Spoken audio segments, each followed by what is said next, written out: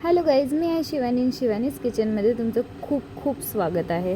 आज आपण एकदम सोप्या पद्धतीने ना अंडा वडापाव बनवणार आहोत. चवीला एक नंबर लागतं आहे अंडा वडापाव.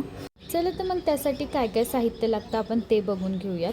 तुम्हाला जेवढे अंडे वडापाव बनवायचे आहेत ना तेवढे अंडे शिजून घ्यायचे. लक्षात ठेवा, एक अंड्याचे 2 वडे आपण बनवणार आहोत. आता एका बाउलमध्ये ना बेसन पीठ, चवीनुसार मीठ, हळद, मिरची, लसूण आणि जिरेची पेस्ट टाकली. थोडीशी मिरची पावडर टाकायची आणि ना खायचा सोडा टाकायचा आहे. अगदी थोडासा चिमूटभर टाकायचा.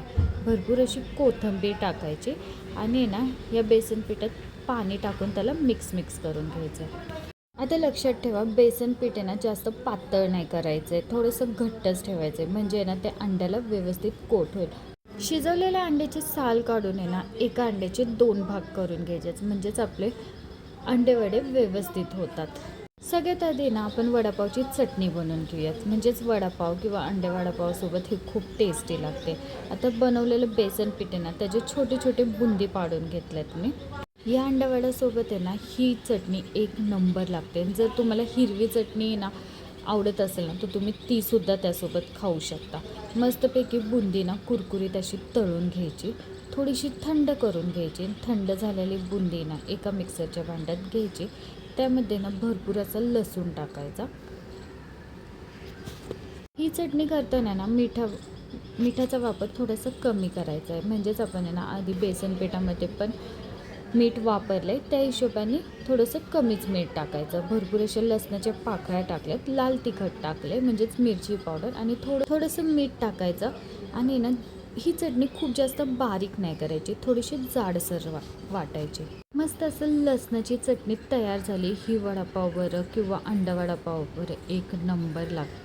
आता मस्त असे अंडेवडे तळून घेऊया. मी ना कढईमध्ये तेल तापायला ठेवलं होतं. खूप जास्त तेल तापवायचं नाही आहे.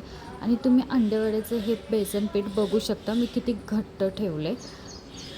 हे अंडेवडे ना एकदम मीडियम गॅसवरच आपल्याला तळून घ्यायच्याच, कारण की आपण बेसन पीठ ना थोडंसं असं पातळ नाही घट्ट ठेवलं तर ते व्यवस्थित शिजलं गेलं पाहिजे, म्हणजेच ते तळलं गेलं पाहिजे.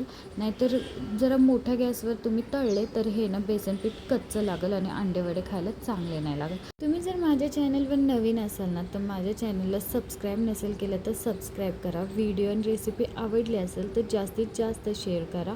पुन्हा भेटूया आपण नवीन व्हिडिओसोबत. तोपर्यंत बाय बाय. आता हे अंडा वडापाव बघा तुम्ही किती मस्त, म्हणजेच हे अंडा वडा मस्त असं दिसतंय.